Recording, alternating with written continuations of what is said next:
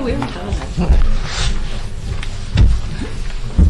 The Audit Committee meeting of March 27, 2008 is called to order. My understanding is that this meeting is in compliance with the open meeting law. Is that correct? Correct. This meeting has been properly noticed. Therefore, our first agenda item for business is the approval of the final minutes for the December 6, 2007 Audit Committee meeting. Are there any corrections, additions, or deletions? Hearing none, I will now entertain a motion for approval. Move for approval. It's been moved. Is there a second? Second. It's been moved and second. All in favor? Aye. Next, agenda item 4, discussion and possible action on the appointment of the chairperson and vice chairperson for calendar year 2008. The bylaws require the appointment of the chairperson and vice chairperson at the first meeting of the calendar year. I will now entertain motions for those offices. To move to have Mr. Kern reappointed, or reappointment, yes, reappointed as chairman. I second. Is there any discussion on that subject? Not by me. Done a great job. I don't know about that. Those that are in favor? Aye. Vice chairperson, is there a nomination? I'd like to nominate our current vice chair, Councilman Brown. I second it. Is there any discussion? All in favor? Aye. Agenda item 3, discussion of possible action on the fiscal year 2009 City Auditor's Office budget. Mr. Snowden will report on this item. Thank you, Mr. Chairman. Mr. Chairman, members of the committee, as you may or may not know. Brad, excuse me just a moment, but with the chairman's permission, I guess one of the takeaways I'd like to see out of this, or at least perhaps some direction if the committee feels appropriate. Whatever discussion and or direction is provided after this presentation, I think it's important that it go certainly not only through the manager's office, but directly to Mayor Goodman's office. And I say that for a couple reasons, which we'll discuss a little bit later, but I certainly want to make sure that the independence of this function, with all due respect to its relationship in the daily operations of City Hall, remains separate. That independence needs to report directly to the mayor. He needs to understand, especially in regards to what the discussion takes place today, because we're part of a team at City Hall, but the purpose and makeup of this function at City Hall begs independence. And although we have been part of the across-the-board equitable cutbacks, I think we're in a unique situation. So, Mr. Chairman, with your permission, at the end of the discussion, whatever motion, if taken by this committee, I would ask that that be forwarded directly to Mayor Goodman and certainly to the city manager's office. And we will incorporate that as part of the motion, and to also reinforce, I believe, at least the recommendation from Councilman Brown. I would also echo that the city auditor and his group are independent and need to be independent and have to remain independent of the city manager and of the finance department, Mark Vincent's group. And I'll give you a specific example of this before you commence your presentation. For the period that includes 1999 through 2000, only as an example, because the savings are much greater than this, the savings that have resulted to the city from the city auditor's efforts and from those that he has employed during this time period have been in excess of $3 million. That's a substantial sum to the city. Lacking the independence and requiring that the city auditor report directly to the city manager or be controlled by the city manager or by the finance department could skirt, if you will, that independence role, and these types of savings may not be forthcoming for the benefit of the city because peer pressure can be put on a department head. The lack of independence clearly can be controlled, and I'm suggesting this now both in my current background in private industry as well as my perception as to what does take place on oversight positions, to the point where these savings could be eliminated because somebody does not want to have brought to the forefront, poor vernacular here, their screw-ups.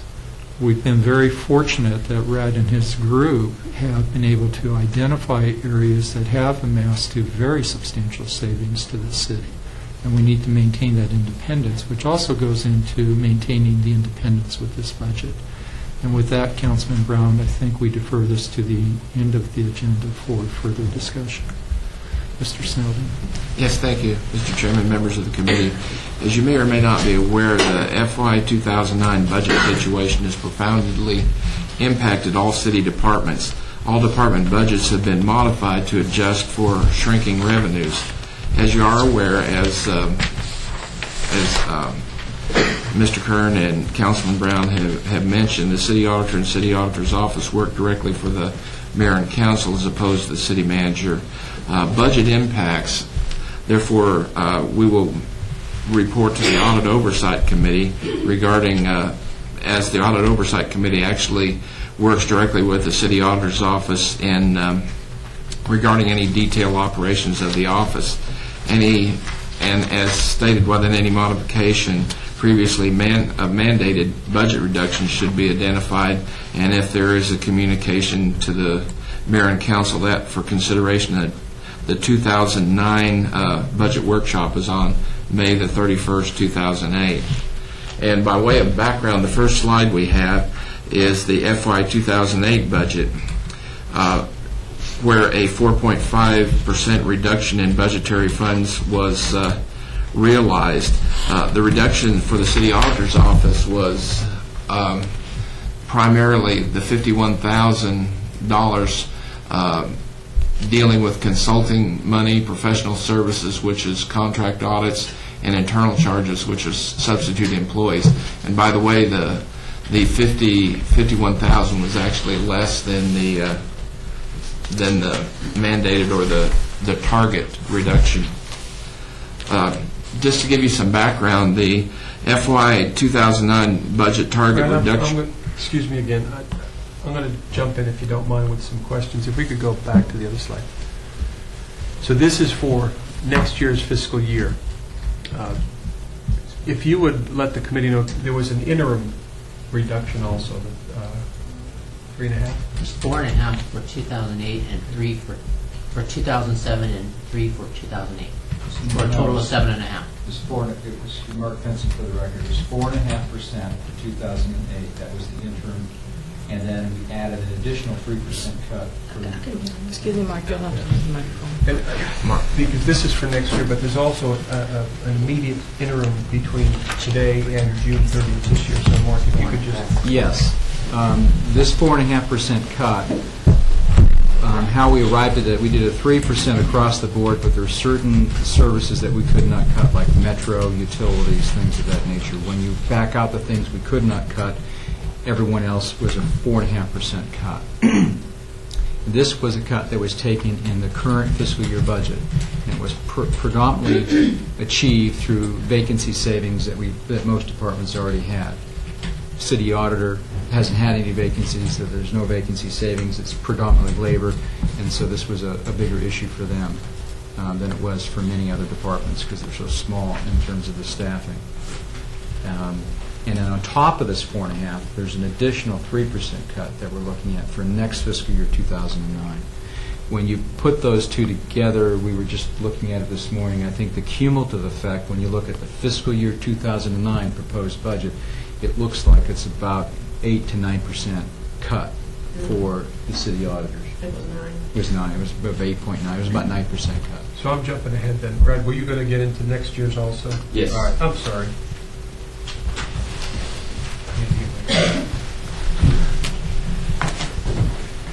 The target reduction, which that's that 8.9% that Mark was talking about. How'd you get that number? $107,724. As you can see, the city auditor's budget, which Mr. Vincent talked about, is made up of really two components. One is salary and benefits, and then the other are costs of operations. As you can see, the 1.068 million is 88%, which is the salaries and benefits, whereas 145,563 was the total cost of operations, which makes up about 12% of that budget.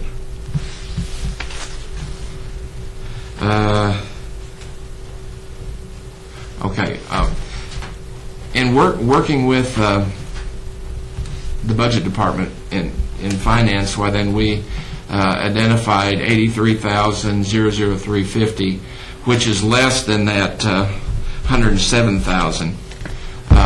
And you can see the categories that were reduced to come down to that $83,000. And what I'd suggest today is that we review the elements of the operating cost, and I'll discuss the particular level of funding and make a recommendation and try to support it with my rationale, and then the committee should ask me questions and discuss those particular levels of funding, again with the idea of communicating any changes that might come up to the mayor and the council. Next slide, please. Thank you. At this point, I'm going to just look at the operational side of the budget. I don't recommend any changes on the personnel and on the salary and benefits side of it, so I'll concentrate on the operational side. From the office supplies down through the long-term controllable costs, which are these right here. These basically are costs that will have to encourage us to stay in business. From training down to substitute employees, I have some recommendations on what I'd like to do with that, but those can be taken as a separate issue. So I'd like to start off first with the office supplies. What I did with this is I went back and I looked at the actual costs incurred in 2006-2007. We also had some moving expenses, which I deducted from that. And then the 2008 estimated are actual up through January, with the estimated out to the end of the year. And what I did is I took those three figures, averaged them, and then just rounded. So the recommendation that I'd make on office supplies is $820, which that's actually quite a bit less than what we have had in the past. Computer supplies, again, this is an area that we actually do have to have in order to operate the office. Again, it's actual for 2006-2007, and the same the same method for estimating the 2008, which gave us an average of this, and I rounded to that. Just to let you know that this is pretty much in line.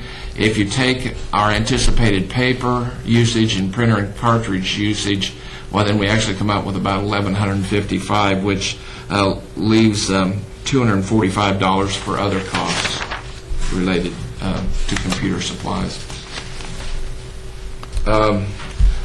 We have two software maintenance agreements that I'm particularly interested in. One is for Teammate. Teammate is our automated software that helps us to it's an automated work paper software, and pretty much the quote that we have gotten in there is $5,400, and they have tended to escalate frequently, especially since this particular Teammate is a product of PricewaterhouseCoopers, and it's been spun off to Commerce Clearinghouse, and so we actually do expect that escalation to occur. So we're thinking in order to maintain and keep that software up, well, then we're going to a $6,000 expenditure for that. ACL is Audit Command Language. The Audit Command Language is the software that we use to actually do computer-aided audit techniques with data. This is a company that's well known. Also, this is based on a quote from them plus an escalation factor. So, if we're looking at software maintenance agreements, we're looking at 6586 on that particular category. Now, on this one, I've taken if you remember the diagram. The long-term controllable costs was a pretty long list of costs, and I've divided them into 3 areas. The first area has to do with telephone long distance, copier, maintenance radio, maintenance telephone, and personal liability. The first 2 dealing with telephone, and the 4th and the 5th, all I've done is I've taken our actual costs and gotten an average and then rounded it. This particular one on copier, this copier cost here is considerably less than the others. And the reason that is because at this time we had a smaller copier, and because of increased capabilities, well, then we changed to another one. So this number here reflects these 2, the average of these 2. The last item, and then this one and this one, once again, are just the actual costs averaged and then rounded. This personal liability is a charge that is made for the employees that we have. We have 7 employees, and that's supplied by finance, and I didn't adjust that in any way.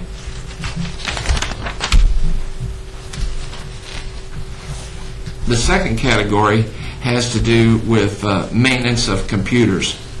Currently, we have 12 computers and 8 printers, and a standard charge, which is supplied by finance, is $2,300 per computer for maintenance, which ended up being a combination of the 2. This one particular, and this number here and this amount are a composite. This is a standard one across the board. What we would propose to do is reduce our computers from 12 computers down to 8, which in essence would give 1 computer for each employee plus 1 computer in our conference room to run audio-visual, which gives us a savings of about $9,000.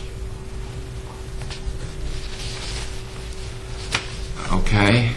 The next one has to do with computer capital recovery. Rab, before you go on, Yes. a question here for this committee. Are you expecting us to comment as you're going along or at the end? We could go either way. Which would you rather back up and find out what the... What would the committee like to do? Don't matter. All right, let's have you go through them. We'll come back and comment. Come back at the end? Yeah, and we'll comment then. I just want to make it clear, though, for our purposes, that we do have comments and that we're not acquiescing to what you're finding for the moment or what you're suggesting for the moment. Okay. Thank you. At this point, the only reduction we're talking about making actually has to do with the number of computers. Once again, the capital recovery dropping from 12 computers to 8, and it's about an $800 savings. Okay. That's the first half of that. The half of it that pretty much we have to have in order to just operate. From training, if you remember, from training down to substitute employees is going to be areas that we need to talk about, because I think I need to give you some background information, and then we can make a decision, or you can make a decision on what you think, at what level you would like to recommend that we operate at. The first one has to do with training.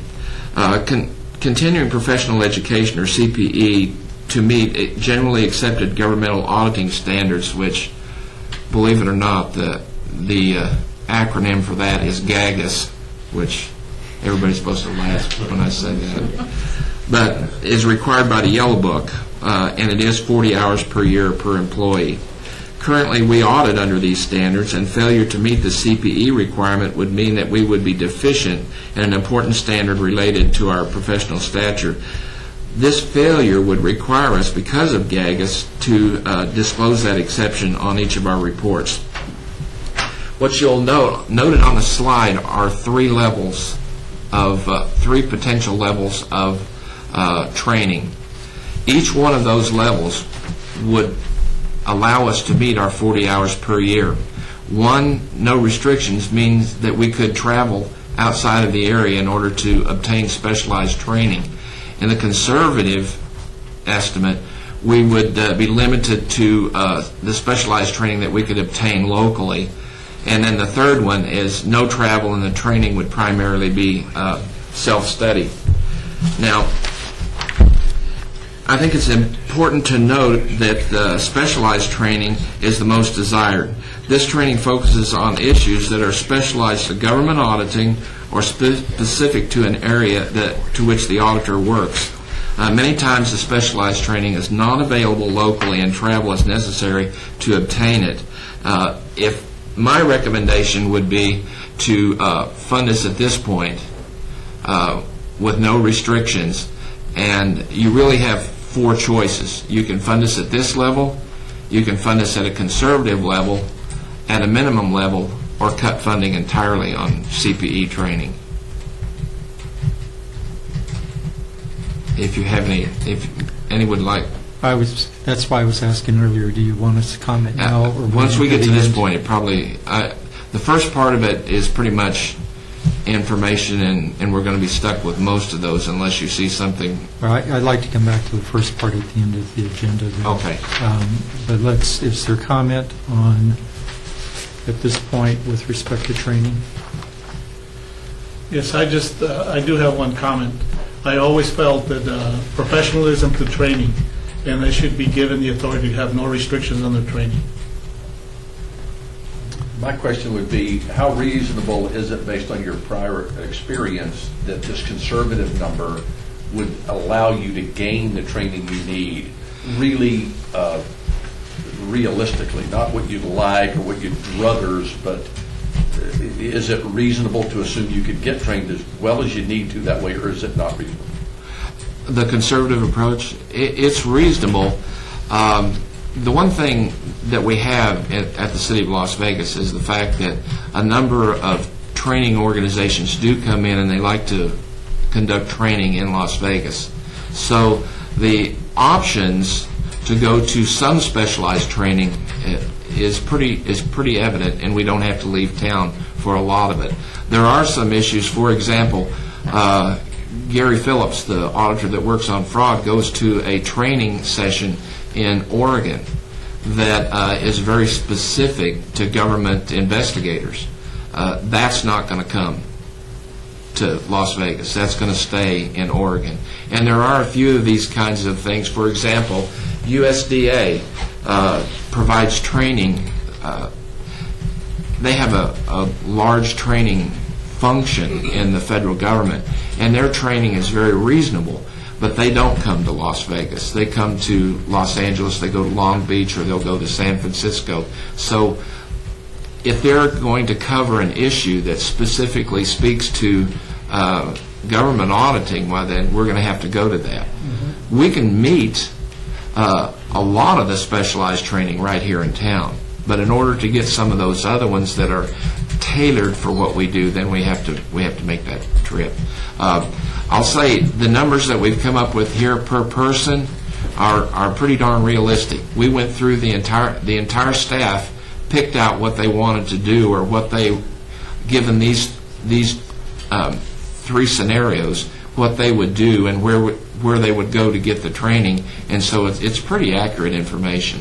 It sounds like it's reasonable. What I do in my industry, we normally would budget at the higher number and then try to see whatever you can do on the conservative on the implementation.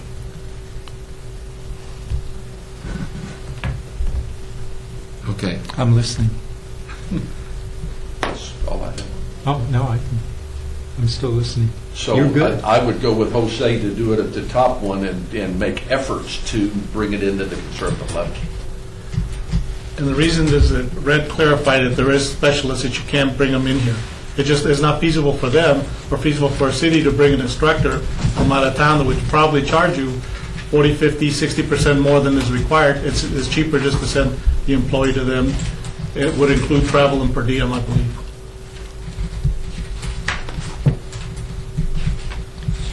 Okay. Councilman, do you have comments? I have comments on this one. For my purposes, to arrive at $2,000 per person, there's a difference between attending a CPE course in Los Angeles and attending one in Long Beach. Long Beach is much more expensive. The concern is, and I love your staff dearly, but when you put down $2,000 per person, when I budget, at least for my continuing education, I also identify locations, so I'm building that in. I've not seen anything to indicate what locations are we paying for, and I hate to use this term, but I'll use it. Are we paying for vacations so someone can go stay at the Queen Mary and at the same time get training when they can get the same training in Los Angeles? I see no detail to support the $14,000 to specific location. Oregon, I understand. I also understand the limitations regarding Yellow Book training and the limitations on where you're sent to. Quantification is very important for these trainings. When you attend such a training session, is there a test out at the end of the period, or are you sitting in there for, hypothetically, an 8-hour session? You get a book, you walk away. What type of training are you receiving? I know typically at these types of seminars or continuing education programs, there's interaction that does take place, but is there also a testing process? That's a question. Okay, I caught everything. The question is there a test at the end of the program? Is your staff being tested? Is there a written test? Testing? No. Okay. Virtually none of the training we go to, there's testing associated with it. All right. From my perspective then, and Mark, I don't want you to jump on this for budgetary purposes, but for my purposes, I send my staff out to selected programs from my firm, and I attempt to have programs selected that has testing. My purpose behind that is it's twofold. Number one, I'm looking for interaction both within the participants as well as the trainer, if you will, from that program. And I also want to see the results of what's happening. Are they really in tune and paying attention? It's nice to say $2,000 per person, I'm sending them out. What's the impact? I'm a believer in self-study as well. And part of the reason why I'm a believer in self-study, whether it's GAS or whether it's FASB or whether it's Yellow Book, is I see the immediate results. I see the attention that's being given, and then I see the results that potentially come back to this city, because now I have someone who's really paid attention, other than just getting a manual. They sit there, they come back. Are they really being trained? How do we quantify that?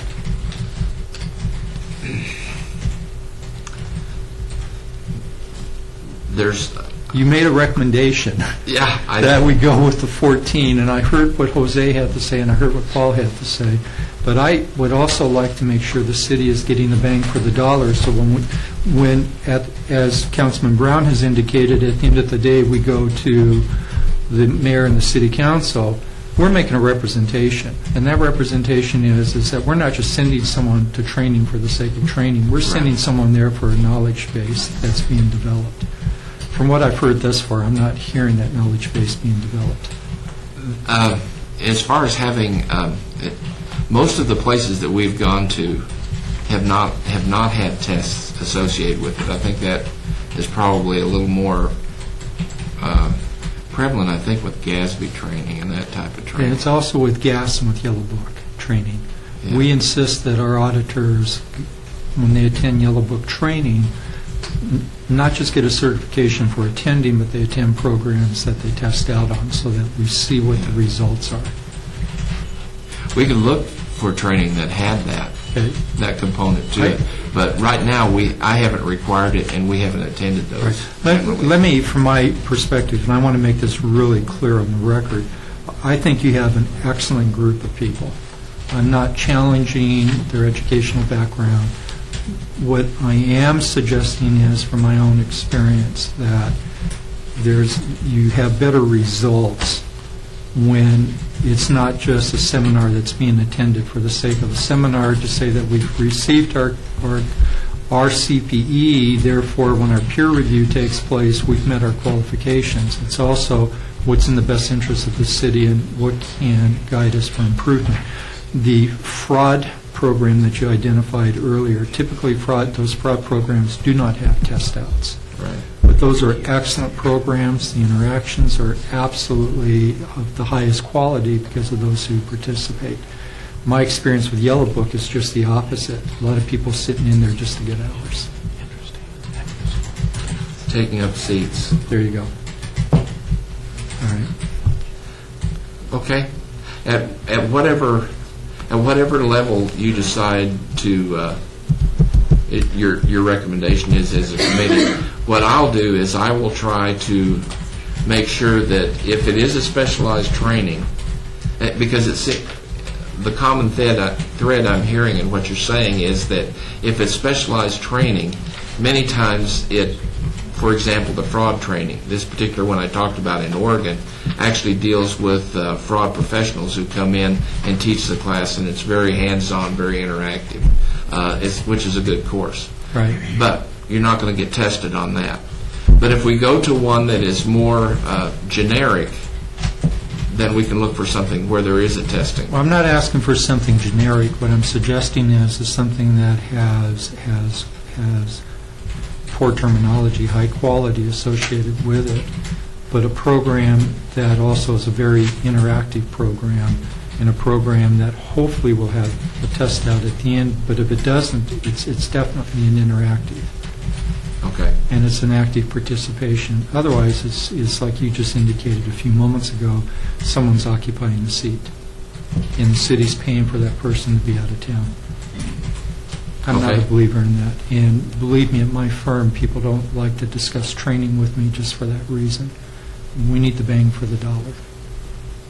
And Okay. saying $2,000 per person is inadequate here from my perspective. Is inadequate. Is inadequate, meaning that there's inadequate disclosure for me to make a decision, is that a good program for someone to go to support you on the decision that's being made here? Because I don't know, and given this dialogue here, I'm uncertain of the quality of the program that folks are going to.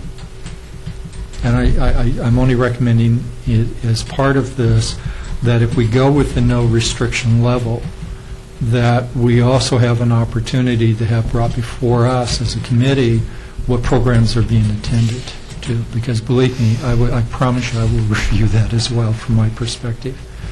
And again, it's for the betterment of the city, and I'd like to redirect this in a way so I'm not totally long-winded here. If I look at the overall savings in excess of $3.1 million to the city, it didn't come because of the lack of ability from your staff. It came because of their knowledge and because they are developing those skills. Let's not lose that momentum, because the city is the one that gains the advantage at the end of the day. Other comments? Chairman Kerr, I'd like to speak for a minute, if possible, Brad. Fine with me. Fine with me. Just a couple of things I wanted to address that you did. The Seattle City Auditor's Office.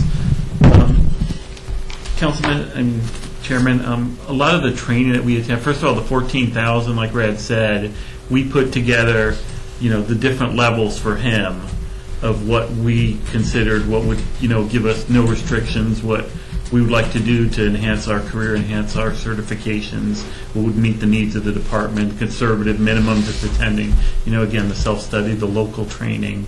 So I think Brad has the support for that, so that, well, it might not be here, it wasn't, he didn't just throw $14,000 out there. There is support. You haven't seen it, but there is support for that. So I'm not sure if you fully understood that. Well, I comprehend Okay. that quite well. Okay. Yeah. Yeah.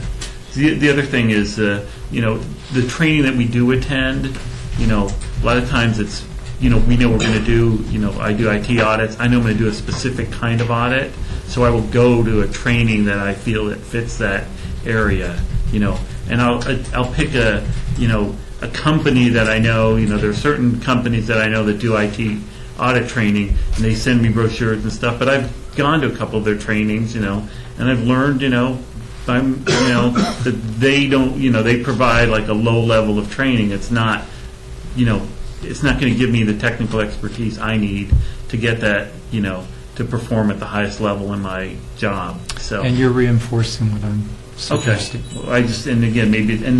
Well, But understand, in 30-plus years in this industry, right.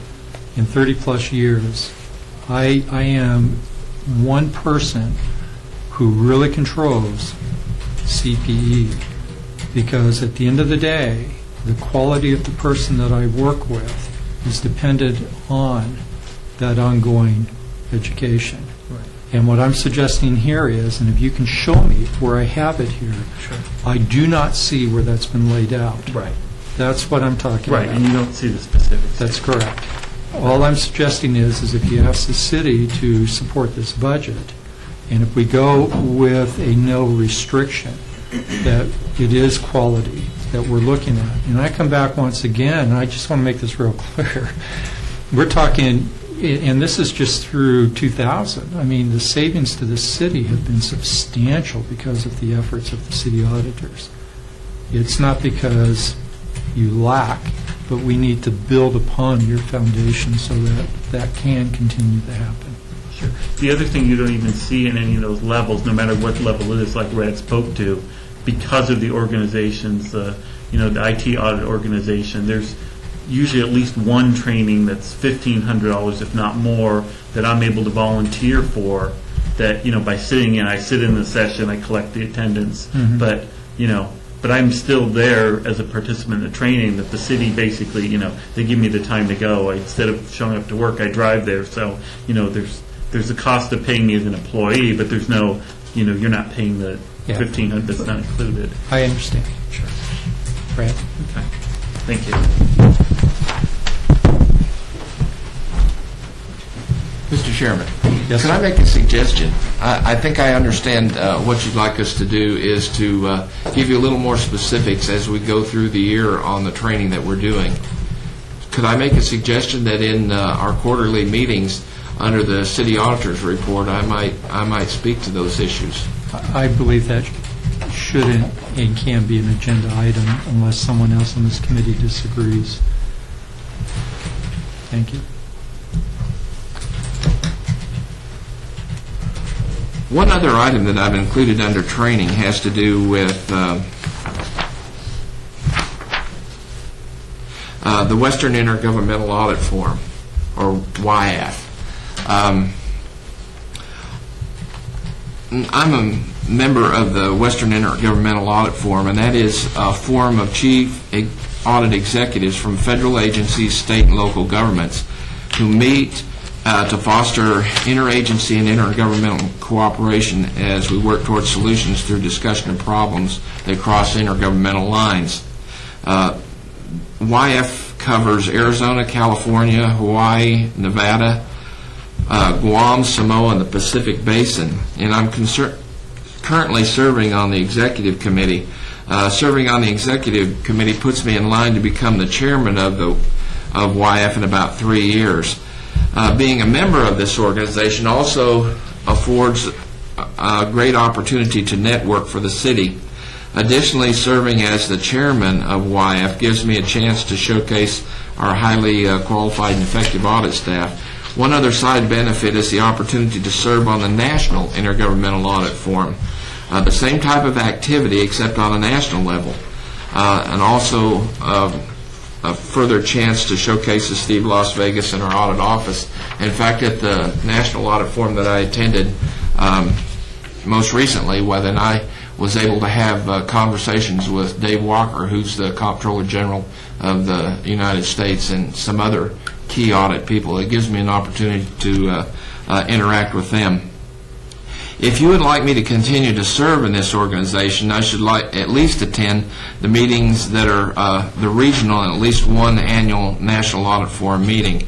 They're noted up there. The 3 regional meetings at about a cost of about $750, and then the National Forum at about $500, as the Southwest Forum pays for part of that for me to attend.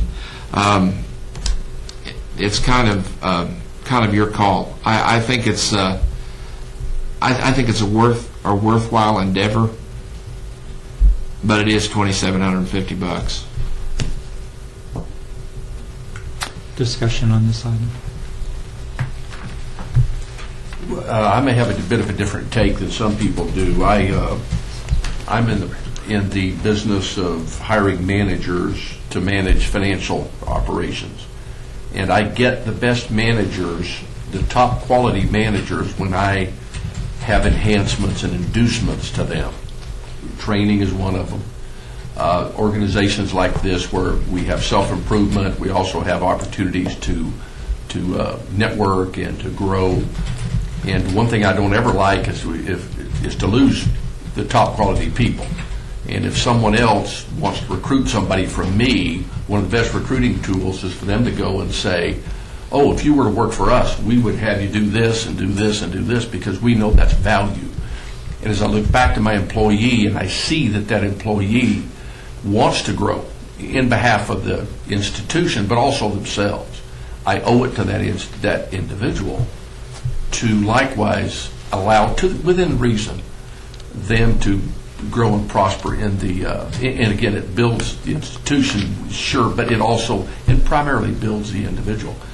So my take on this is this would be not only a nicety, but something I would heartily concur with, even in a tight budgetary time. Other discussion? I agree with Paul. Being a member of these type of committees, it's so important for the audit, and will shine not only in Rhett's ability, but the entire audit committee for the city of Las Vegas. And I think it's important if he continues to do this, and then he will become the leader, 3 years from now, and I think it's good for not only the city, but for the benefit of all the audit employees. Do you pack a brown bag lunch? I'm sorry? That's pretty tight. Yeah. I'm sorry, I missed it. Councilman. Is that unrealistic, what you have on the board? That was No, these are, the last 3 I've gone to are in that neighborhood. And then this one is just one night's hotel and an airfare out to Washington. So it's... Can I restate Councilman Brown's question? Are you fasting when you're there? No. The no frills. There's no frills to this. Are the meals built into this? Usually there's one meal's provided. They usually, the regional meetings... No, Brett, my question is are you coming out of pocket for meal expense, or is this full coverage of all costs? It's covering everything. Everything, okay. Yeah, sorry about that. Yeah. Yes. No, it covers everything. No menu drive-through, I guess that still works. I'm sorry, Councilman Brown, but my ears aren't working very good today. Tendinitis. Okay. No, it's that pretty much covers it all. Yeah, I wondered the same thing. It just seems somewhat inexpensive. Are any of these meetings in Guam? No. They do have a meeting in Hawaii for the Pacific Rim, but I never go to that one. And nobody, usually the local government auditors and the state government auditors have a hard time convincing anybody to pay for a trip to Hawaii, so we generally don't go. If I was to go to that, I think I'd pay my own way over to Hawaii to go to that meeting. I did go last year. I did go to Alaska for a joint meeting with the Northwest Forum and the Western Audit Forum, but the costs were pretty close to the same. It was a little bit more expensive, but not much. Any additional comments on this? Red, I'm holding off for approvals until at the end, based on Okay. the earlier comments. That's good. So in case you're anticipating something. Okay, additional training issues. We have a category with books, and basically that's the same thing that I've done before. The actual in 2006, 2007, and estimated in 2008 with an average and extended on over to this point. Let me talk about memberships, because some of the CPE that we are counting is actually coming out of these memberships here. The Institute of Internal Auditors, or the IIA, these are the charges for each of the 3 past years. This particular one is the one that I chose because it is the one that has all of the 7 staff members included in it. The IIA is an international audit organization, and our membership to that also includes up to 2 hours of CPE each month for 9 months for luncheon meetings at a nominal fee, and that's part of why the training estimates are what they are. That's included in that. The CFE, or the Certified Fraud Examiners, again, this actually shows the level that we're currently at. It includes a component for the Association of Certified Fraud Examiners is an international organization that deals with fraud examination and fraud prevention. This particular figure here includes a component that's also for a local chapter dues, which is only $150 per employee. That includes, again, they have quarterly meetings and up to 2 hours of CPE, but it's already included in that, no additional fee, plus an 8-hour seminar that they put on that is covered in the $150 fee. So we're actually getting quite a bit of CPE off of this membership. The Association of Local Government Auditors, or ALGA, is once again, it's an international organization of local government auditors, and the level that for our size staff is $350 a year. Each one of these gives us an opportunity to network and also have available to us the resources they do at those international organizations. So those would be memberships that I would definitely recommend that we continue. Do we have any discussion on this item?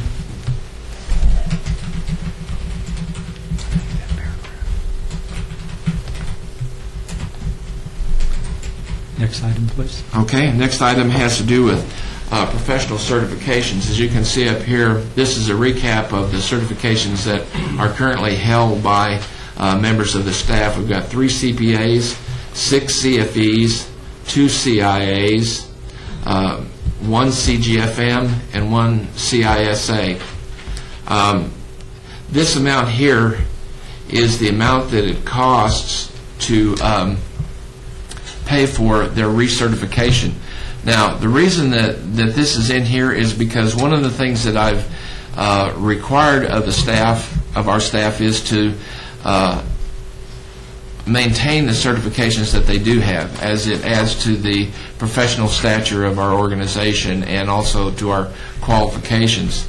In addition to that, I've encouraged members of the staff to go out and get these additional certifications, once again to increase the credibility of our office. I'd say that maybe not half, but a good number of these have all been added since I've been at the City of Las Vegas.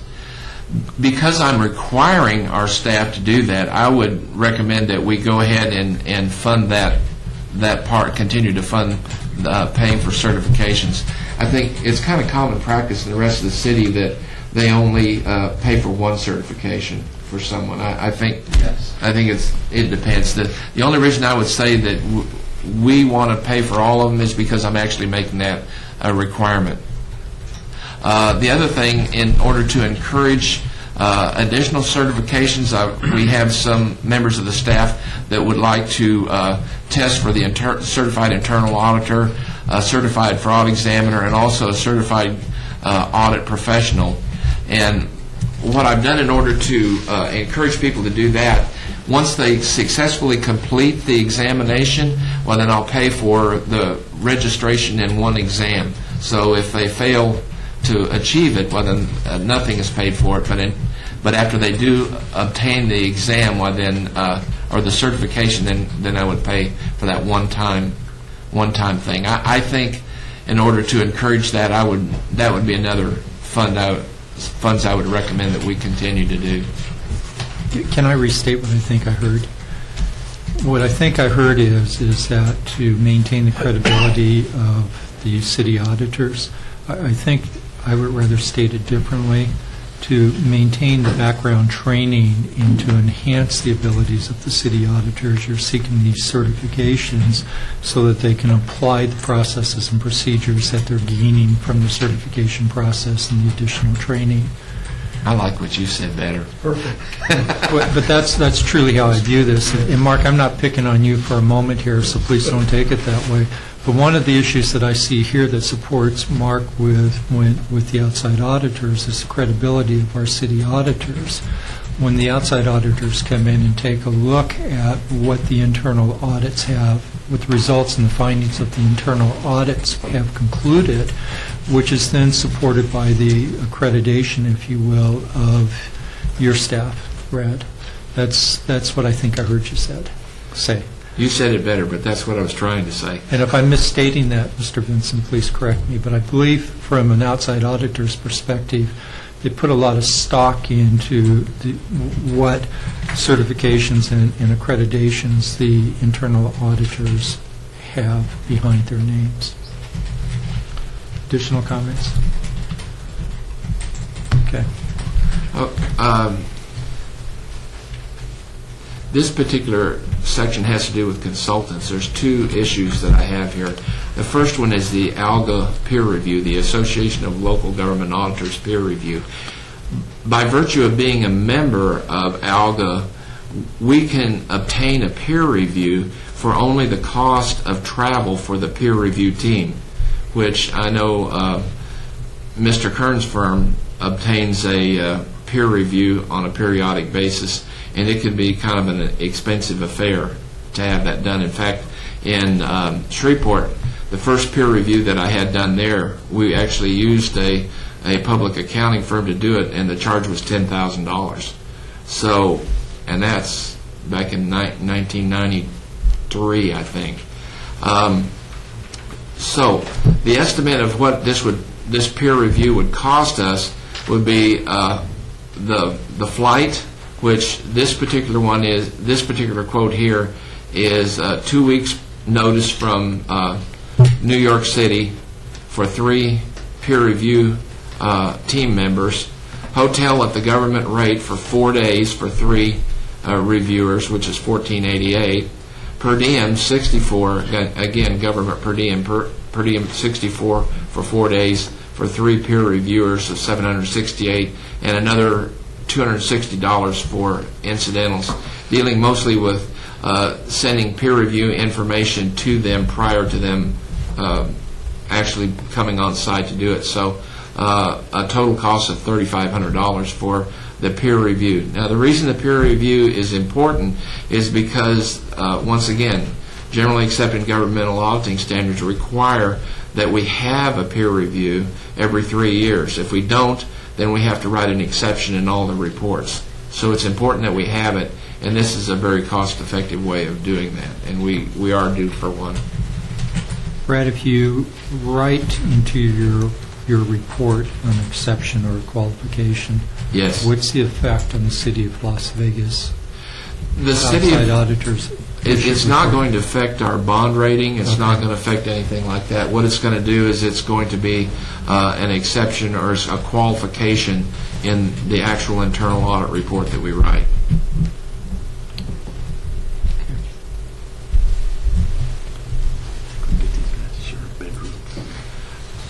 Last item has to do with contract consultants. Councilman Brown, we have built in a certain amount of funds for contract consultants or for contract audits, and this was something that Councilman Brown had spoken to me about several years ago, and we have had that amount in there, or we've had some funds in there to cover contract consultants or contract audits.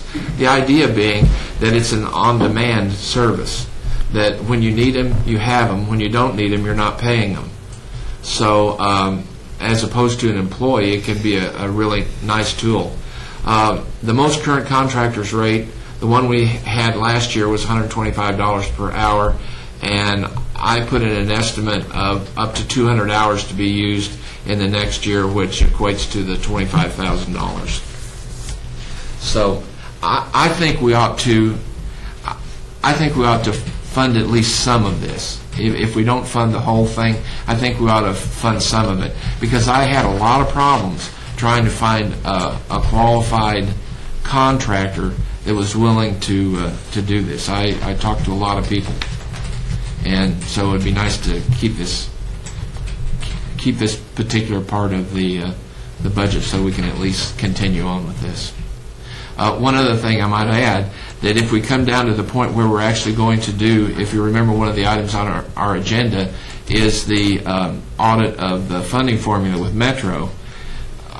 I think we're going to, my budget's going to have to pay for that.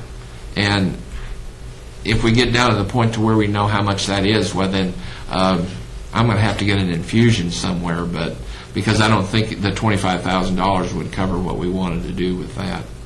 But if we did that, and we did have a firm number and a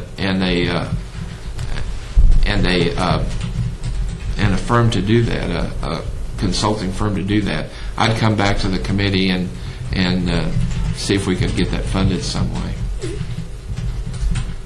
Has an RFP been issued? Pardon me? Has an RFP been issued? On the one for the county? For the contract consultants? Yes, this was done through an RFP process. And the person that has been selected, has Yes. there been a contract signed with that individual? Yeah, we actually have a contract with that person. The person that's doing it is a certified public accountant. He is a part-time professor at UNLV, and his name's Dave Hannick-Sola. He teaches some classes out at UNLV, and he has a private practice. And he's Yellow Book. He's Yellow Book trained. The only one? No, he is Yellow Book. Yes. Okay. Yes, he is. In order to also to take into consideration the Yellow Book, we make sure that all of the things that a contractor would work on is actually at the discretion or the direction of a staff auditor.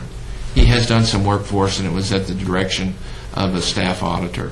So we maintain control of that part of it. In prior years, for the last 2 fiscal years, what has the amount been for the outside contractor? Last year, or the one we're in Current fiscal currently, year is the first one increases. we've actually found somebody and actually have them under contract. It's like I said, I had a hard time finding somebody to do this.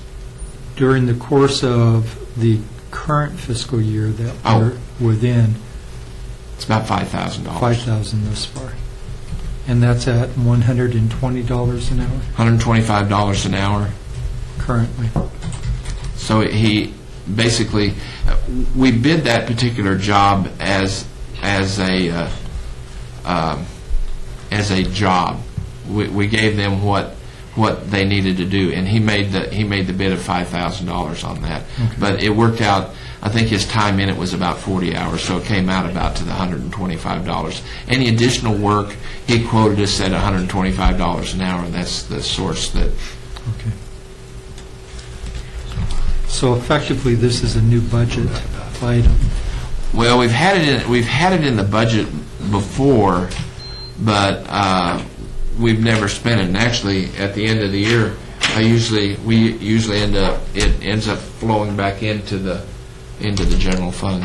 Okay. I mean, it's not Budget doesn't roll over in government. Operating budget. So if I don't spend it, it goes back. Right.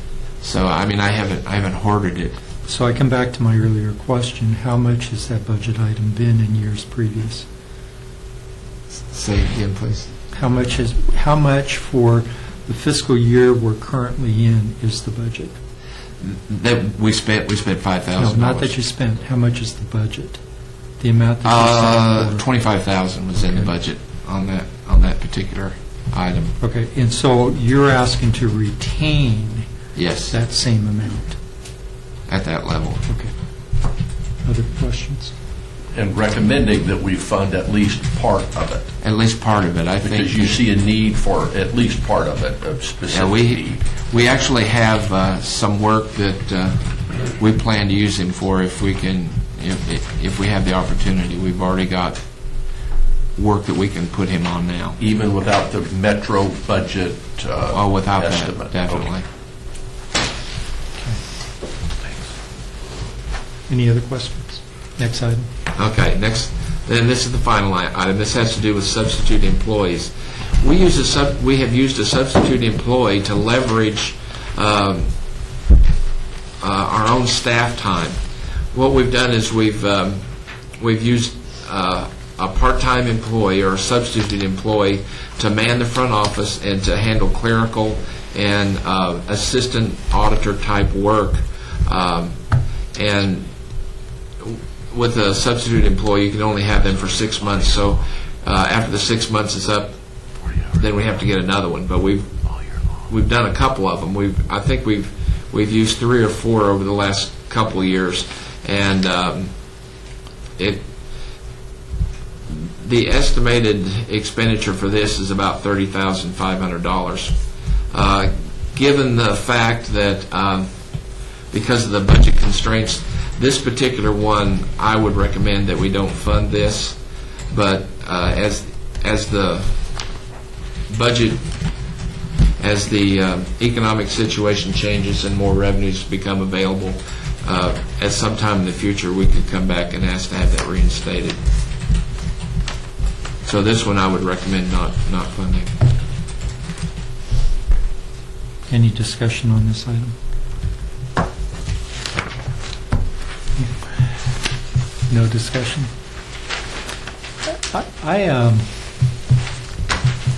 I'm going to steal something here, John, if I may borrow it from you. That, and I need to quote Mr. Redline on this, if that's okay, if that's all right with you. You bet. In tight financial times, it makes sense that the council might want to be more involved in the city auditor's work. The auditor's work and the manager's corrective work in order to assist in reducing expenses for this city. It's not a pure quote, but it's pretty close to what I think you've written down here.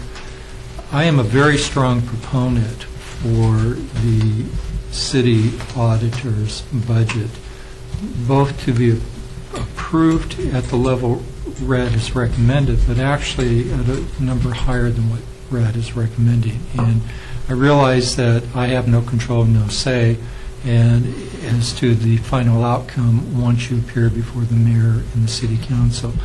But I come back to, once again, quantifying, if you look at a $3 million savings and you take 4% of those savings, that's $120,000 that could come back to the city auditors, very simply stated. Without the city auditor's involvement with that same savings that had taken place, I can't quantify, I cannot say that that would have happened. But that also suggests to me somebody's budget has been reduced by $3 million along the line, theoretically. On a practical scale, my involvement is typically most departments don't reduce their budget because of the findings. They keep that budget where it's at and they continue to build upon it. I don't know with the other city departments if that is what's happened or has not happened. But I think what's happening here is we're shorting the city auditors.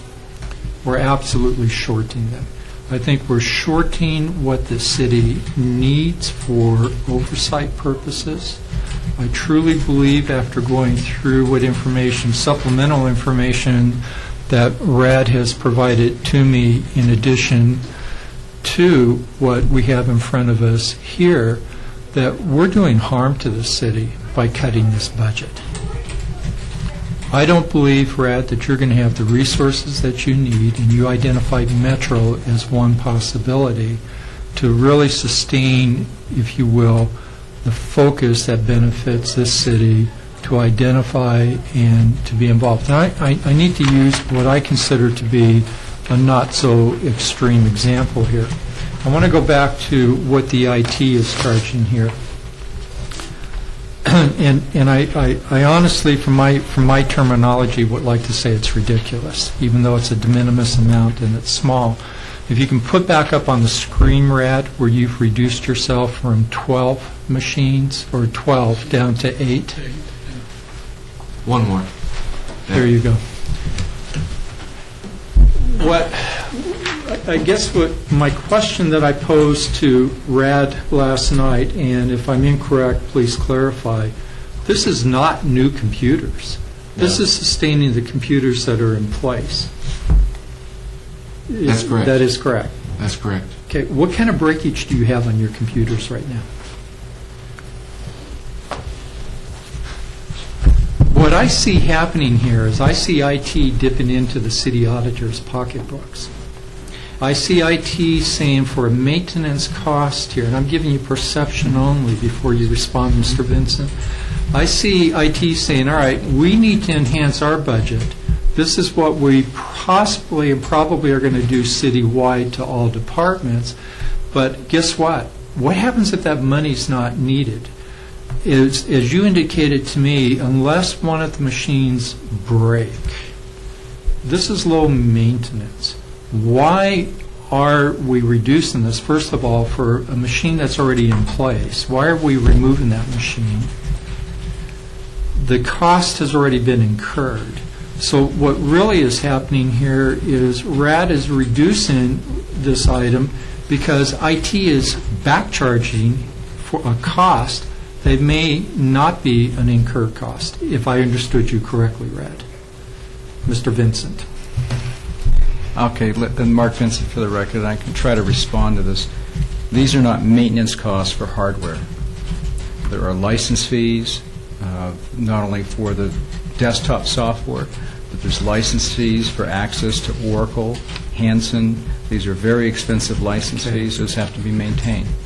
We also fund all of our enterprise software, both the development and the license maintenance, through this enterprise fund. So this isn't just hardware maintenance, or it's not just a fund to replace the maintenance schedule.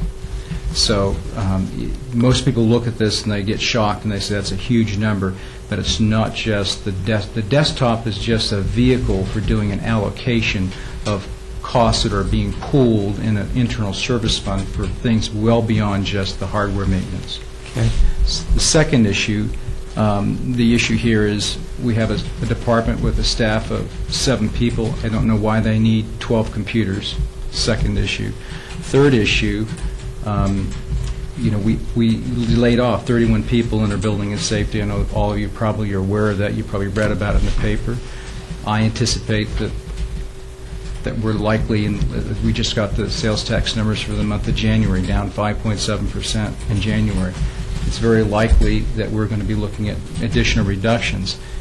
One of the things we did in this particular internal service fund, in order to, getting way ahead of myself, but we have scrutinized all of our internal service funds, not just the IT internal service fund, but also our fleet and several others. And we have identified that there are fund balances that they're maintaining for scheduled replacement of some of the hardware or some of the vehicles or some of the equipment, and we are extending those maintenance schedules. We're taking those funds to create a stabilization fund, if you will, for the general fund to get us over the next hump.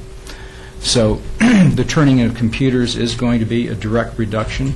It's going to be a direct reduction in the cost of the IT service, but the price you're seeing up there, I recognize it's a little bit of a sticker shock, but it's not just for the maintenance of the hardware itself.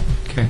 And for clarification for my purposes, when and I'm not I'm not suggesting that the reduction from 12 to 8 is not appropriate, because I'm a firm believer you only need what you can use. You don't need excess. And that comes back to discussions we've had throughout the years on cell phone usage. There's no difference there either. I look, though, at the computer supplies, and I look at what the cost reductions are. I look at, if you will, the photocopier and the paper costs. I look at $5,100 and some dollars for a photocopier, and yet I see paper charges for the year of $350. I don't know that that's up there. You know, what do you need a $5,150 photocopier for with $350 a paper charge unless that paper is coming someplace else? How does that tie in? Can I answer your question? Yeah, and because then I have a comment about the 12 computers. Well, and I I'd need like to to come explain that. Yeah, and I need to come back to that as well, because for my purposes, as I look at something here, I don't have your in-depth knowledge, Mark, nor do I have Rad's, but it would be nice to know what it is that's built into this number for our purposes. And then I come back to why then on the software maintenance agreements for Teammate and ACL, is that part of what you're being charged for? Is that a separate line item that's being charged? Why isn't that being ran through IT, and can IT obtain a better pricing than what maybe city auditors are getting? Let me address that question. What we try to put in the internal service fund for IT are the maintenance issues that benefit all departments. So if we have a department that has a specialty software like animal control, their Chameleon system, the Chameleon system is not funded through this internal service fund because I don't benefit from it, RAD doesn't benefit from it, only animal control benefits from. So the types of software development and maintenance licensing that you see here are software that's typically used by everybody, like Oracle. Okay, like but Mark, I need to interrupt you. I disagree with you. Without this software, this city is not benefited. Therefore, everyone gets the benefit of the software. Why isn't that cost being spread to all departments? There is a true benefit. If that software is removed, we're hampering our city auditors because the benefit now to the city has been removed. Therefore, I disagree. All departments have a benefit from this additional software. Why then should the city auditors be stuck alone with this? Animal control, I can understand if they have selected officers. I do not understand why city auditors are having to absorb this cost by themselves when in reality it's for the benefit of the city in its entirety. I think that's a valid point. I don't have a good answer for that. It's a valid point. How do we get it fixed? That's an easy fix. I can take that. And one of the things I was going to But suggest... careful before you do that, Mark, because I'm going to ask you when you fix it to leave the money in the budget here, but we realign it. I'm not quite as dumb as I might look. But No, you're very smart. Let me suggest, Rad, and to the chairman, that maybe what we might want to do in this particular thing, since there's an interest, and I know I get sticker shock when I look at that number myself, I think it might be worthwhile to bring IT here on another meeting and give you a rundown of what all the components are that goes into that rate. But I, knowing Joe like I know, I don't think there's much of an issue of absorbing that license fee within their budget and spreading it to all yeah, departments. I think there's a very legitimate argument that we all benefit from the audit function, and that makes perfectly fine sense. It's just as compelling argument as you could make for Oracle software, Hanson, or those others. Thank you. The dilemma with bringing Joe in is, I believe, that the presentation is on March 31st. Is that correct? I'm only suggesting that from the point of view of clarity in the future. His rates that he's got are the same rates that we all are charging, and they're all based upon his cost of service. So he he's got so many people that they answer the help desk, that work on the computers. He knows what all of his license fees are. He doesn't know about this one, but I think it could easily be absorbed, and we would not see a change in his rate that he's allocating out to all of us. So I don't think that allocation rate isn't going to change. And it's a by-the-drink issue. If you turn in the computer, then you get that much less charged to you. If you don't turn in the computer, you won't see a reduction. So I think And those if- rates if- are fairly firm. Okay, and that's appreciated. Red, do you have a comment on that? I wanted to make a comment on I'm sorry. where the 12 That's right. computers came from. We're looking at reducing one of them. Obviously, 7 belong to employees and 1 goes to the conference room. The other 4, 1 was at the front desk with a substitute employee, which we're eliminating for now. The second one, number 2, was in an office that we were going to put the outside contractor so they'd have access to a computer. The other thing I was trying to do over the years and had tried to do was to have each auditor have a desktop computer and a laptop so that when they went to the field, well, then they could take the laptop with them. Also with the idea of using that as a type of an emergency backup if we had a disaster recovery type situation. So those are the 4 computers. 2 of them related to the last, and then the first 2 related to things that we've eliminated. Okay, can we go to, and I'm going to come back to your comment here, and believe me, I'm on your side of the equation here as well as everyone else's for the city. Can we go to item number 10 here, capital recovery? This is where I think I was really addressing my earlier question too. We have a fixed cost that's already here. We're not acquiring any new machines, and there's no new machines on the horizon to be acquired. Why are we being charged this amount? I understand the licensing. Why on this, where the cost is already a sunk cost and it's already been sunk within the city? Just as with vehicles and trucks, the computers have a life cycle, and there is a plan to replace them. And so when they are replaced, he's not charged for the replacement because he's already paid for it in these rates. But he's paying for it.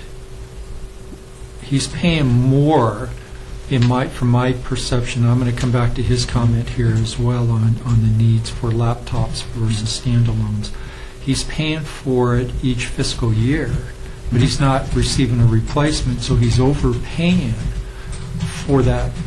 How do we account for that? And that's why I suggested that I can't speak for, off the top of my head, for Joe's internal service fund, but all those components, the schedule of when these machines are replaced, including the peripheral equipment that goes with them, the software on the desktop and the software that we keep on our servers and the server system, all that goes into a budget, and then he only knows how many machines are out. He doesn't know if they're being used or not. Okay. And so then it's a mathematical calculation of what's the price per desktop out in the offices. So I only can tell you that there is a schedule of replacement. It could be 3 years, could be 5 years. Our program was 3 years. We actually, with work the city auditor's office did with IT, we're up to 4 years now. Okay, and here's my issue with this. We're going from 12 to 8. Where's the 4 machines that he has been budgeted for during the previous cycles? Where's the recovery coming back to the city auditors for machines now that he's not going to acquire going forward? He's not going to see it. Just like we get the same questions from people that say, that person's not in that office. This is a vacant office. Why am I being charged for the phone on the desktop, on the desk? Why am I being charged for the computer on the desktop? Because that person's not working. And the answer is, well, you have to call and tell us. I'm speaking for IT. Right. We have to know that you want us to come and remove the phone or remove the printer, remove the copier, remove the computer. And if you don't tell us, that's the way the budget was calculated. I understand. So we're not going to go retroactively back. You can only go forward. And if you turn the machine in, then you Okay, but who's got the money right now, Mark? it's in the internal service fund. And when does it for come that back replacement. to, why can't we reduce this budget by what's Well, been that's- accumulated so that what we have now is the same money's available? That's why I mentioned about the stabilization fund. We actually have lengthened the replacement schedule for Okay. vehicles, equipment, computers, Right. and we're taking that money out of the internal service fund. We're not giving it back to the department. We're using it to create a stabilization fund. But why can't we adjust this budget so it's not I could, but I would not recommend that. We need that money to forestall layoffs and reductions in force in the years to come. Okay. And we So need, that's what that's what and we need for. the money for our city auditors to continue to function. I understand that's your perspective, it's not mine. I understand. But I just want to make it clear, we're looking as well for Right. opportunities. We're Right. not challenging what the city's needs are as much as And- where are our Right. opportunities here. And every department makes the same argument to me and Joe, and that is, we need that money back to our department for firemen and firefighters, and just not diminishing anything of what Rad does a great job, and I personally benefit quite a bit from Yes. the work he does. But it's the same argument. And right now, the strategy is we are $25 million out of round. We have an unbalanced budget in '08. We will have an unbalanced budget in '09 and '10, and we need to have a strategy to get us through that 2-year cycle. Okay. And this is one of the strategies. And I understand that there is a strategy there, but I understand that we're talking about a substantial amount of savings that the city continues to benefit from that will benefit your budgetary needs. And what we're doing here is we're taking, if you will, the wind away from our city auditors with the ability to function by cutting back. And if I hear this correctly, I think it's like a 3.5 or 4% cutback. My concern is addressing the cost needs that benefit the city that puts money back into the city's pockets. What I don't see from the other departments, and I can frankly state this as a point of fact, because I've been on this committee long enough, I don't see their efforts until there's an ouch that happens to say, where can I cut my budget? Instead, we have the city auditor stepping in, supporting you, supporting city managers, saying, hey, guess what, folks, we have some problems here, then corrective measures have taken place. $3 million, guess what? That $3 million exasperated itself because had it been identified earlier by those respective department heads, for each annual budget, could be $9, $12, $15, $30 million. What I'm suggesting is let's not do harm here to a department that, even though it's a service provider, and I understand that, is going to help you with your budget. That's my perspective, and that's how I view internal audit. And so I'm here to say, what Brad has offered and asked for here, with a few exceptions, I sustain, but I'm asking questions to see if there's a way to move some things around within this budget so that he can still meet his budgetary needs, not create an issue here. And as de minimis as some of these numbers may at first blush appear to be, if I take $15,000 or $20,000 out of here, all of a sudden I have this substitute employee back in place that now enables RAD to continue this process of working. That's what I'm asking and trying to direct my comments toward. So I'm not trying to nickel and dime here, as small as some of these dollar amounts may appear to be. I'm trying to realign them. That's why I'm asking these questions. And if I'm off base, someone bring me in tow here. All right, you were going to tell me why you have a $5,000 photocopier and only $350 You got a good in memory. paper costs. You got a good memory. It's more than a photocopier. It's actually a fax machine, and it's a color copier. We use it as an auxiliary printer. It has several other functions, and we had wanted a smaller one, and we were having problems with it. We just needed a bigger one because it wasn't meeting the needs for the level that we were at. So we moved to another one. Actually, when we moved to the other one, it was it was a good move. We got more than double the capability at about double the price. Isn't that? Yeah. So that's why it's out there. Like I said, it acts as a backup for printers. Also, we're networked into it, and we use it for faxing. We use it for scanning also. We do quite a bit of scanning now because we're trying to put everything into a paperless environment. Let me come back to the comment on the 8 versus 12 machines and the need for laptop versus standalone. This is my feeling. It may not be the other members of this committee. I'm not a believer any longer in standalones. I'm a believer in laptops, in particular for the city auditors. They don't need a standalone from how I view it. What they need is the capability to take that laptop and be able to move around to the various assignments, but they don't need a machine that's sitting down on the floor when they're in the office because they're using a standalone.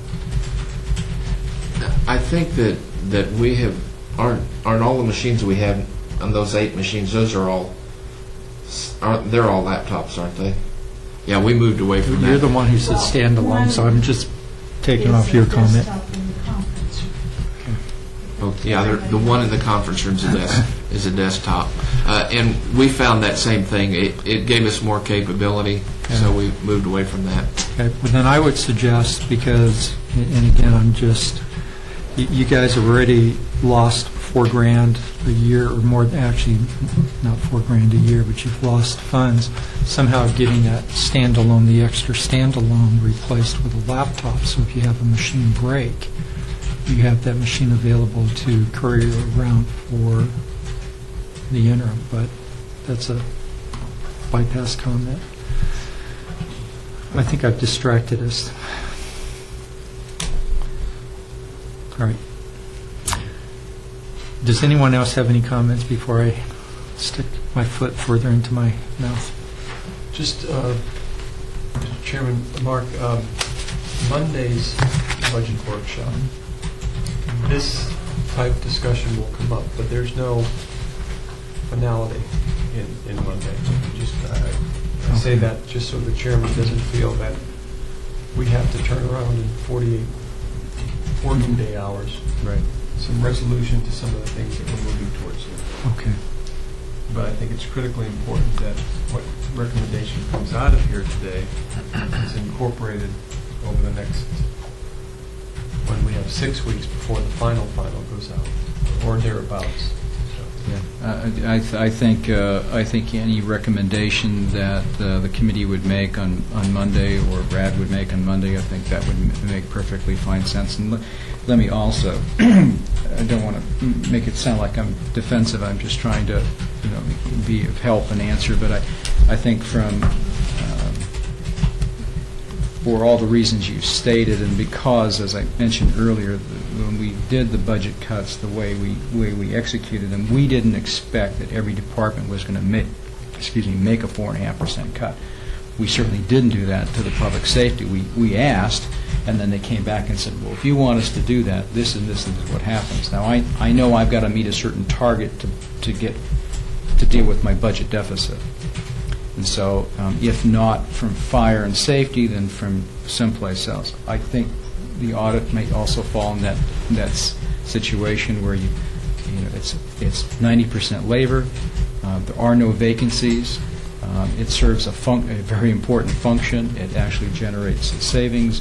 I think all the arguments you've made as a committee already are pretty cogent. But I think that recommendation, then whatever council directs us to do, we'll do. But we have I think the budget hearing is in, I think, the third Tuesday in May, or second Tuesday in May. So we've got plenty of time to recognize you may not have another meeting, but we'll be able to work that through.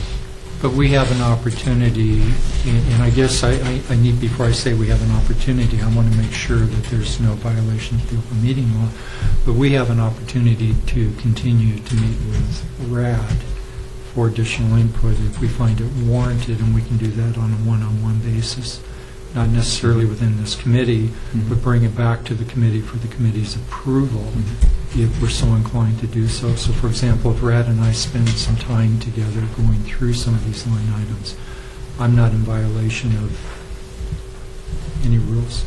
No, you're not. The problem always comes up after that conversation, when you contact and pass along some discussion or decision-making to your fellows on an informal basis. But don't forget, while you're used to quarterly meetings, you can meet every single week if you want to. Or We're not restricted, John.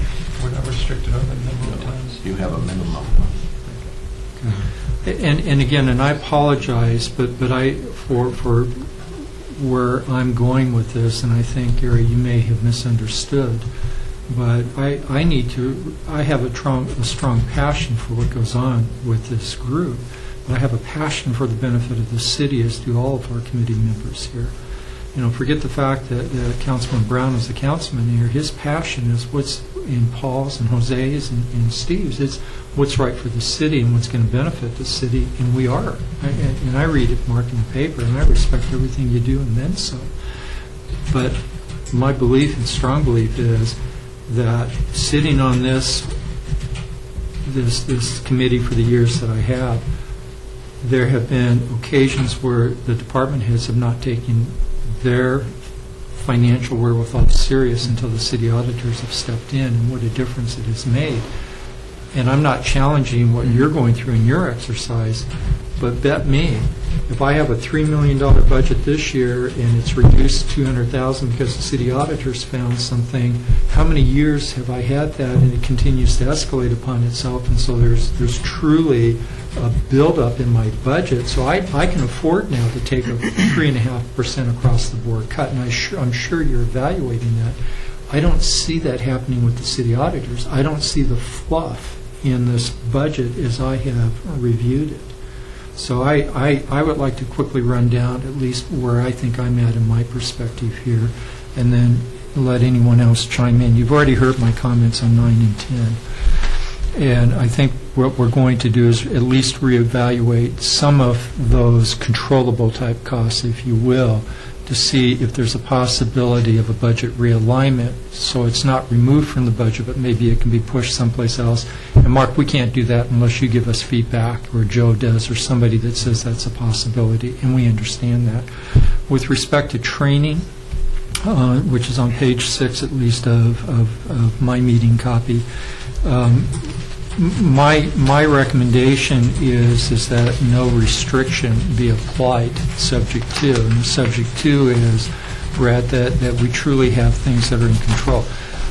And I want to, once again, for my purposes, for the record, because I'm required to have 40 hours of continuing education on an annual basis, my continuing education exceeds 100 hours each year. I get myself tested out. And I do that intentionally. I have that. I've already passed it around to everybody. I intentionally test myself out because I need to know where I stand with my abilities, my skill levels, and where I need room for improvement. And I believe, Brad, as you look through this no restriction level, that's very important that we see where the skill levels are. And I'm not trying to have anyone feel defensive that I'm saying their skill levels are not being developed, but I've been around the block as well enough times to know that continuing education can be a vacation.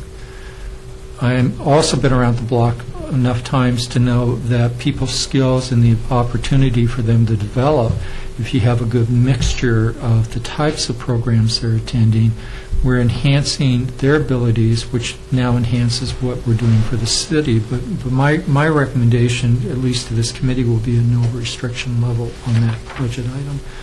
On item number 12, with respect to Western Intergovernmental Audit, I thought there was one other one here. Maybe that's the only one. My recommendation, similar to what Paul's recommendation has been, is for approval of that item, and I show that on pages 7 and 8. My recommendation on 13 for additional training issues, books, memberships, etc., is for approval at the amount that Brad has recommended here. With respect to item number 14, which is on page 9, with respect to professional certification as described herein, my recommendation as well is for approval at the level Brad has recommended. With respect to the peer review, my recommendation is for acceptance of of what Brad is seeking for here, because from my perspective, that ties back to the training. It ties back to what the performance level of our respective city auditors are, what the quality of the reports that are issued, and it also may lead into other opportunities to identify weaknesses where we can improve ourselves. So my recommendation would be approval for that ALGA peer review.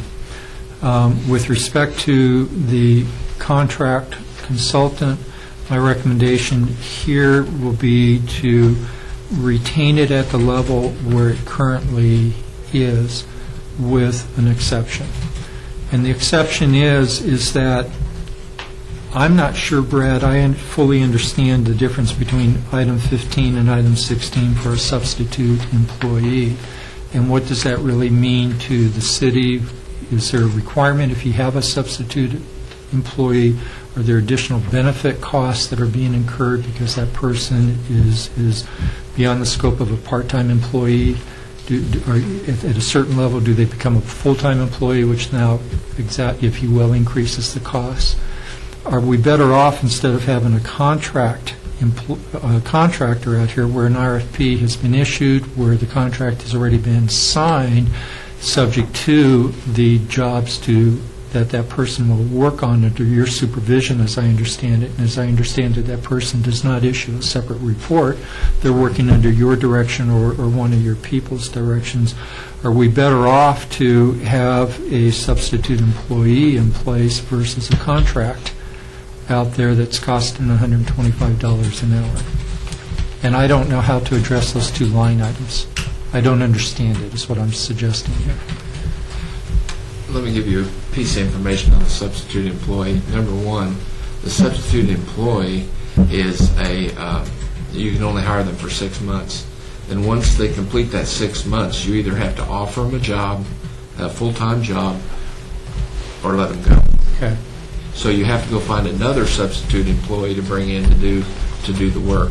The problem that we've had with that, at $14.67 an hour, we're getting somewhere between a clerk and a professional, a paraprofessional to do that. We're not getting a CPA to come in and do that. We're getting someone who is pretty much a paraprofessional, someone to answer phones, to work a reception desk, to do filing, and then in some cases, with the capability that they demonstrate to us, we've used them to input, as an assistant auditor, to input work paper information into the audit, into our audit work papers, our audit work paper system. So this is not a skilled employee as a contractor who's a CPA and has experience doing audit. Okay, you have 2,080 hours down there for a year, so apparently at some point you anticipated this to be At some point in time we did. But Yeah. if I was going to add another body, I would add an auditor. I wouldn't add a paraprofessional to help us out with it. Okay, and it's at times you have had, maybe substitute employees, the wrong term here, maybe a part-time employee, by hiring someone from UNLV going through the accounting program there. Is that a substitute employee under what you're describing here? Who will have audit skills that you can use effectively that will save you versus the $125 an hour? The first person that worked as a substitute for us, we went to UNLV and got a student who was planning to graduate in about a year. And so we were able to utilize her to do a lot of paraprofessional type audit work, assistant auditor type work. But as it was, as soon as that 6 months is up, well, then we have a dilemma. Okay. We have to send her on her way. And the other problem we had with that is it became a part-time job for her as opposed to being some. What's the term when you when someone comes to that she would get an intern? Yeah, they're not an intern because UNLV would not look at them as an intern because of the type of work we had them doing. We would have to literally send them out and do audits in order to count them as an intern. So, and I would suggest to you that a revisit to UNLV, you might find that to now be different because we bring interns in from UNLV into our firm. They never once go out to the audit field. In fact, they might actually work in our consulting practice or litigation support practice or tax practice. And they are qualifying for credit. It's a consideration to think. And again, I'm looking to support your budget here. Where can we get a bigger bang for the dollar? Because right now you've used the one person only for 40 hours. That's $5,000. At $14 an hour for that same $5,000, is there a greater benefit that you can derive, assuming you could hire the right person? Yeah. That's a question. Well, the answer to that question is that is much better. We get a lot more bang for our bucks. And when we started off, instead of $14.67, it was over $19 an hour, that student that came in that worked with us. And we did get a lot of bang for our bucks out of that. That was a good deal. I have to tell you and again, this is only Mike Kern's perception here, I have a great amount of respect for Bonnie, but Bonnie wouldn't be here where she is right now had she not been given the opportunity from where she was to where she is. I mean, maybe someone can describe what Bonnie's role was when I first met her, but she has been a value-added commodity to this city auditors group and to the city of Las Vegas. And the opportunity to find more Bonnies out there, I would encourage, versus paying a part-time professor at UNLV that has his own CPA practice, and see if there's an opportunity down the road that may fit within the city's budget, but also fit within your budget during this interim crisis period. I'm only making a suggestion that be considered. That's all I'm suggesting. And maybe I'm naive and I don't know enough about the operative rules here. Well, it's a good idea. There's a couple of problematic issues. We go through an employee in human resources that handles the substitute program. In the last while, we just have not been able to find substitute employees who are the quality that we're talking about. Okay, and I come back to you belong to the right committees. I've heard how people are going to the right meetings and they're sitting in there, and you can do the same thing I do. I go to these, I talk to the professors, and I say, give me a recommendation, head them over there, then they'll let HR know that person's coming in. I realize that there are criteria that the city has to meet, but guess what? There's a strong vote there if you got the right quality and caliber of person that can come in. And again, I'm looking here, what is your need for this budget? What can we do to benefit you to make sure that if the Metro audit comes up, you've got the resources that you need? Yeah. It's a suggestion only. Councilman, can you say something? I was making sure that wasn't any crisis coming into my family or anything. Mark? Yes, sir. I want, first of all, to make sure you realize that the chairman's comments have not been influenced nor unduly prepared by me or anyone associated with my office. But they are certainly music to my ears. And I say that, and I'll be brief. One of the things that we've discussed, and I did talk to the chairman about this, was that as fair and equitable as we're trying to be this next 3 months and next year, this is a perfect example of what we discussed this week in the manager's briefing, how if you have the chairman putting that much attention to detail over tens of thousands of dollars because he believes that this function is critically important to the bigger picture. Look at the type of true savings and real savings far beyond the 4 or 8.9% we can get in other areas that may not be serving that same critical function of City Hall. Right? And that's my message I'm going to take from this audit committee, especially with the chairman's permissions to either steal his words or just paraphrase his words. But I think that what we've heard today, I think it's critically important how we approach the budget and budget challenges in the future, because all things are not created equal. And as you indicated, there are some metros unique and fires unique, and some of those departments are unique, and perhaps because of their makeup or perhaps because of their efficiencies. But I think what we're hearing today is the audit function, as small as it is numbers-wise in the big budget, appears to be one of those unique situations where, if anything, we should be adding people at this budget time. Maybe not adding people, but reinforcing their ability to continue to do what they're doing. It's as close to cost recovery or a revenue source that you're ever going to find.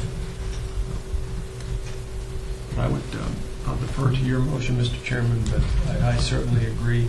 And just that we still have the opportunity to move forward with some direction today and come back with a revised final recommendation out of the audit committee at a later date. I would like to take the approach that Councilman Brown has suggested. I'd like to come back to items 15 and 16.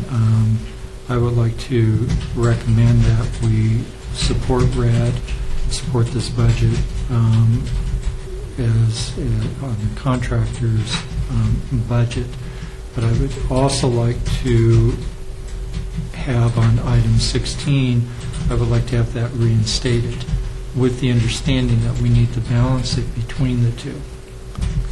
Therefore, we don't seek a part-time employee and also look for contract labor, so that what we're not attempting to do is to beef up.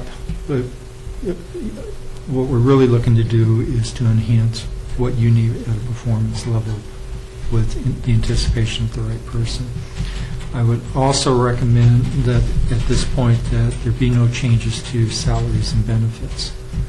I would support that as a recommendation, and I would then suggest that we have an opportunity upon reevaluation, RAD, based on what we've discussed here, that we have an opportunity to once again meet, but given the charge for the upcoming meeting that I believe Councilman Brown will be in attendance to, that he carry the spirit of our feelings into that meeting. That would be my recommendation for today. So further discussion. I have no disagreement with anything through those line items. The one question, when you mentioned salaries and budgets, I'm not at all familiar with your process presently ongoing with your annual reviews and what the city's oversight is or its administration of that. And I just was sensitive to the fact that I wouldn't want to pull our audit employees out of the city per se in its review process and elongate that or abrogate their position within the city. So again, I'm just sensitive to that since I'm ignorant of that process. Mark, If we can say that we reflect the executive and the appointed employees reflects the overall what we're doing as a city-wide, I think that would be equitable across the board. Because if their appointed people get a raise like the rest of the appointed people, that should reflect on them as well. And the executive, the same thing with Rad and his position. If that's agreeable. That's agreeable, yes. Is that agreeable with you, Rad? I believe that's what your recommendation is as well as I read it. So, Mr. Chairman, if I could, Mark, so I understand this. Some of the thoughts and direction we're hearing today, you have your number, that magic number that as a city we're going after. So if we impact the number today, basically we're forcing somewhere else in your world, in other departments, to make up for our recommendations. Is that correct? That's correct. Okay. And I think that's fine with me. that's fine with you that the other departments make up the difference? Okay. It's fine with me, too. All right, do we have any further discussion on this? I hesitate to ask, but I think I would like to encompass the statements today, if that's a fair request, as the motion to be presented. There's been a lot of discussion. Oh, you want to read it back? No. No, I just want to make sure that the points that we have raised are all encompassing within this motion. We'll outline each one and list it into the motion. Okay, and then if possible, I'd like to see a draft of the minutes, if I could, please. And I know that you do that typically, but so we have an opportunity for each of the board or each of the committee members to as well take a look, if we could do that. So at this point, is there a motion? So moved. Second, is there a second? Second. It's been moved and second. All in favor? Aye. The next item, Mr. Chairman, Mr. Snow. can I make a comment? This is this entire situation here is different than we've done it in the past. And what I would suggest that we actually do from this point forward is that allowing the city council and also the audit committee to be involved in my budget. This budget was prepared a little bit different than what the city does. This is almost a zero-based budget. We started with nothing, and I had to justify everything I wanted. But what I would suggest that we do is that the first meeting in January, that's after we've received the information related to budgets for the next year, we'll put together a presentation and bring that to you in the committee, the first meeting of the year. That'll give us an opportunity to get into the system and into the budget process early enough. I mean, this is kind of the last hour, and from now on, well, then what I would suggest is that I do is I come and I bring this to you the first meeting of the year, which should be in January. Okay, and I want to make sure I understand what you just said.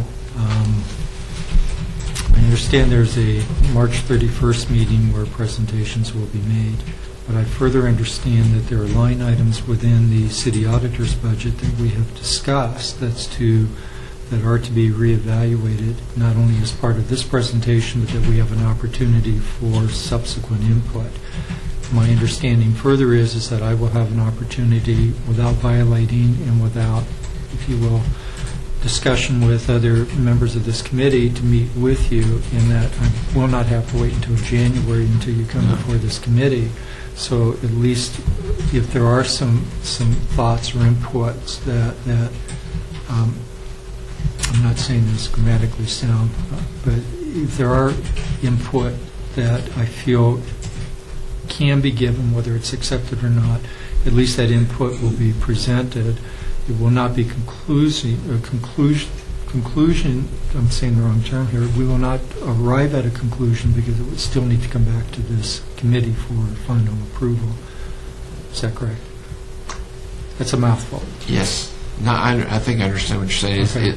What you're saying, Mr. Chairman, is that as a result of this meeting, there are some directions, but there are a few questions that need to be answered. This will give us an opportunity for me to put those answers together, bring them back to you, and we can call another special meeting sometime before we meet the deadline, and then whatever adjustments you may or may not want to do, well, then we can do that. And this They're will small come back. dollars. This will come back to what Mr. Vincent said: is we may or may not ask for another meeting in the interim, possibly to have IT here to have some discussion on these budget items. Or in the interim, the possibility is, if I understand correctly, RAD can also work with IT to help reevaluate some of this to see if there's any give or take that's in there, and then we can realign this budget, if you will. So we're not taking away from the total number of this budget, we're just putting it into a different category. Yes, and Mr. Chairman, we although we do develop a line item budget, from my perspective as the Chief Financial Officer, I let the directors and the managers decide what they think is most efficient for their operations. I don't manage them, I don't control them at a line item level. I control them at a bottom line level. So Brad's always free to move resources or budget resources around to cover what he feels is what he needs to do at that point in time. So that's not an issue. Okay, and the question then, we've already voted on this line item, but for a clarification question, therefore, if the $15,000 for contract labor is not used, what I heard Brad say during the course of our earlier discussion is it goes back to the general fund. Does that now mean that he can take that 15 and put it to use elsewhere? Let me clarify that. In the course, we have a 12-year operating cycle. Yeah. If RAD underruns his office supply budget by $500 and wants to take that $500 to go to another training seminar, he can do that, doesn't need my permission to do it. Okay. If he wants to do it, but it skips a year, and he doesn't get it done within the operating year, then he's out of luck. Understood. Because we close the books, whatever's left goes to fund balance. And so he would then have to budget for that next year. Okay. We don't carry it over to fiscal years, but within the 12-month fiscal year, he's free to take whatever savings he has in one account and spend it on something else. Okay. Mr. Chairman, Yes. We do have another audit committee meeting scheduled for April the 24th. So if you have specific line items concerning these issues, we can add them to that agenda. And that would be prior to the close of the budget. That would be Okay. good timing. That's great timing, okay. And just for clarification, because of Mr. Vincent's comment earlier, I respect you tremendously. I really do. All right. Citizen participation, agenda item 6, is there any discussion? I think this is the time to, Councilman Brown was going to take over for you so you could do citizen participation you'd asked about before, no? No, he already did that. Oh, good. Did you? Yes. Then, at this point, do I have a motion to adjourn this meeting? So moved. Is there a second? Second. So moved, second, all in favor? Aye. Aye. Thanks, everybody. Take your seat. So you're gonna go. Once again,